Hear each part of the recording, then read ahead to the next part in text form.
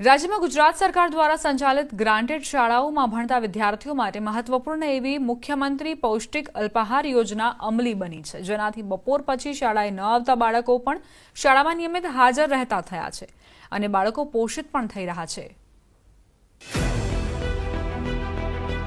સરકારી શાળાઓમાં અભ્યાસ અને પોષણ વચ્ચે સંતુલન બનાવવા માટે ગુજરાત સરકારે મુખ્યમંત્રી પોષણ અલ્પાહાર યોજના શરૂ કરી છે।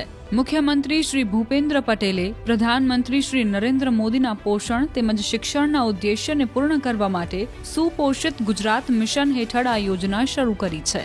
આ યોજના હેઠળ 32,000થી વધુ શાળાઓના લગભગ 41 લાખ વિદ્યાર્થીઓને પૌષ્ટિક નાસ્તો મળશે, જે તેમના શારીરિક અને માનસિક વિકાસને વેગ આપવા માટે મદદ કરશે।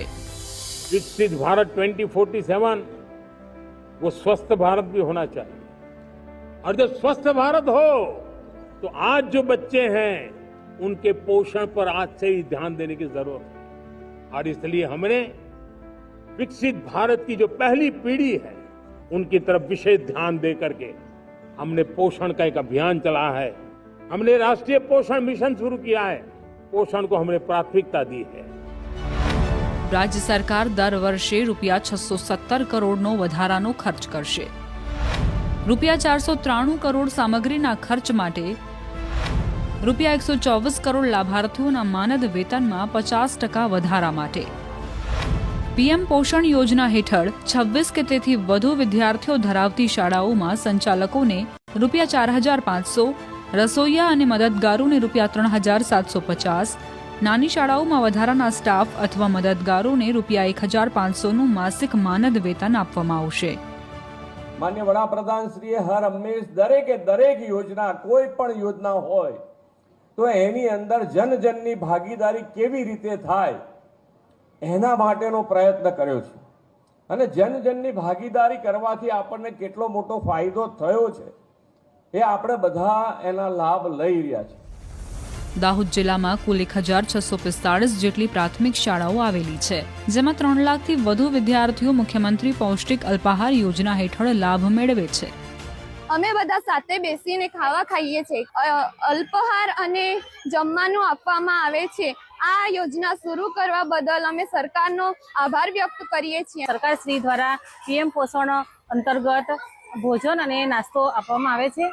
તેમાં ખીચડી, પુલાવ, દાળ ઢોકળી એ રીતે ભોજન આપવામાં આવે છે અને નાસ્તામાં ચણા અને સુખડી જેવો નાસ્તો આપવામાં આવે છે। એટલે શાળામાં જે ભોજન આપવામાં આવે છે, નાસ્તો આપવામાં આવે છે, તેને કારણે તેમના સ્વાસ્થ્યમાં સારો એવો સુધારો જોવા મળે છે।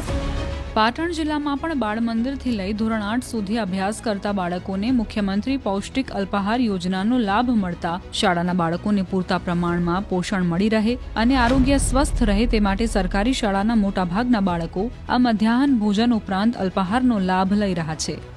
ભણવાની સાથે સાથે પૌષ્ટિક ખોરાક પણ બને છે।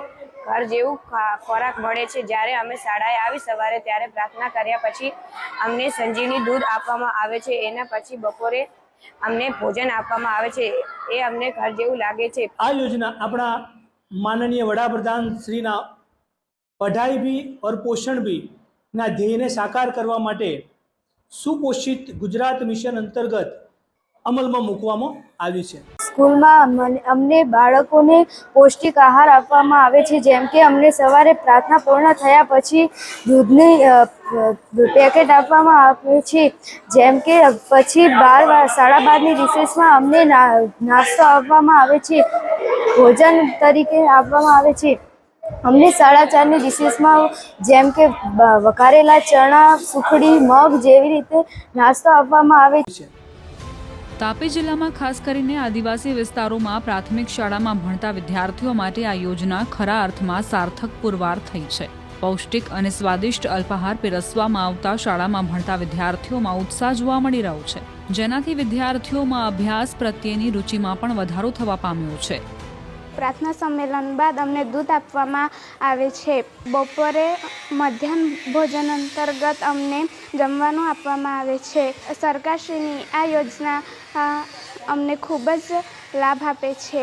અમને દરરોજ સાંજે નાસ્તો આપવામાં આવે છે। નાસ્તામાં ચણા અને મગ, સુખડી વગેરે આપવામાં આવે છે। તેનાથી અમારી તંદુરસ્તી જળવાઈ રહે છે।